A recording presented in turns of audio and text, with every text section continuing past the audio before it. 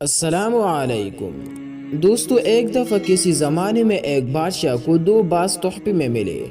اس نے اتنی خوبصورت پرندے کبھی نہیں دیکھے تھے۔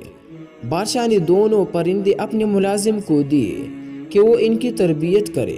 ایک دن ملازم نے بادشاہ کو بتایا کہ ایک پرندہ اونچی اڑان اڑ رہا ہے اور دوسرا جس دن سے آیا ہے اپنی شاخ سے نہیں اڑ پا رہا۔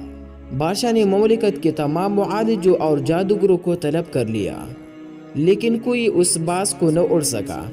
بادشاہ نے اپنے مشیروں کے سامنے یہ مسئلہ رکھا۔ گھنٹے دن اور دن مہینوں میں ڈل گئی لیکن باز نہ اڑ سکا۔ بادشاہ نے کسی ایسے شخص کو بلانے کا فیصلہ کیا جو قدرت سے گہری دلچسپی رکھتا ہو۔ بادشاہ نے اپنے مشیروں کو حکم دیا کہ کسی ایسے شخص کو ڈھونڈ کر لاؤ جو برسوں جنگلات میں گزار چکا ہو۔ اگلی دن دوستو بادشاہ باز کو محل کے باغوں میں اڑتے ہوئے دیکھ کر حیران رہ گیا۔ بادشاہ نے اس شخص کو طلب کیا جس نے باز کو اڑایا تھا۔ اس شخص کو بادشاہ کے سامنے پیش کیا گیا۔ بادشاہ نے پوچھا، تم نے باز کو کیسے اڑایا؟ وہ مسکرا کر بولا، میں نے وہ شاخ کاٹ دی جس پر باز بیٹھا تھا۔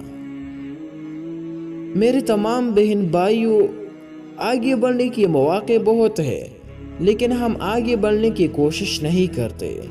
ہم اپنی آسائشوں سے قدم باہر ہی نہیں نکالتے۔ نئی آزمائشیں اور نئی تجربے ہی زندگی میں آگے بڑھنے کی وجہ بنتے ہیں۔ آزمائشوں کا مقابلہ کریں، یہی کامیابی کا واحد راستہ ہے۔